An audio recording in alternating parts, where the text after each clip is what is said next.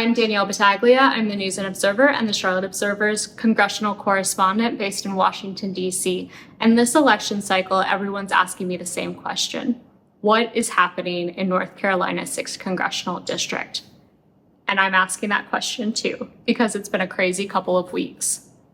It all began when Mark Robinson, the lieutenant governor, sent out a social media post saying he was not endorsing Christian Castelli in the 2024 campaign cycle.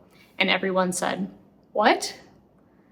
That's because a Greensboro super PAC had used a 2022 endorsement video that Lieutenant Governor Robinson had made for Christian Castelli and recycled it for the 2024 campaign cycle.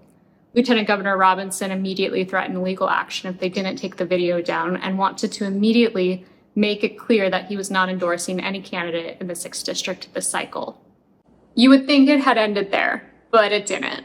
Because then the News and Observer received phone calls from the staffs of House Speaker Mike Johnson, former Secretary of State Mike Pompeo, and Senator Markwayne Mullin. All three of them said, we're not endorsing former Congressman Mark Walker, the opponent of Christian Castelli. And we said, what? And to make matters worse for former Congressman Mark Walker, Senator Markwayne Mullin went as far as saying, I don't even know who he is. And so we began writing another story saying that Mark Walker had lost the endorsements of 3 candidates. From there, we asked him to provide a list of all 40 members of Congress he had claimed had endorsed his races. And that leads us to our next problem. The list tells us that each name has been checked and verified to make sure that these are still people endorsing him. We get a call. Gus Bilirakis says, I'm not endorsing Mark Walker anymore. Now, in Mark Walker's defense, Gus Bilirakis had said he would endorse Mark Walker. But what he didn't realize is that he shares a victory fund, which is a fundraising tool that 2 candidates or more can share to fundraise together. He shares it with Christian Castelli, Mark's opponent. So Gus realizes, I can't endorse basically my opponent. So he pulls his endorsement.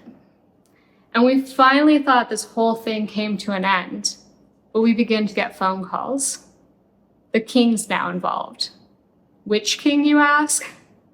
NASCAR legend Richard Petty.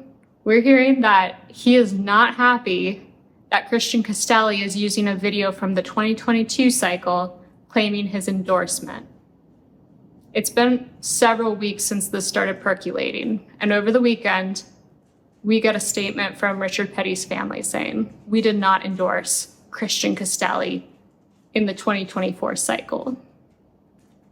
Is this the end? We don't know. We're still hearing that more people could be pulling their endorsements.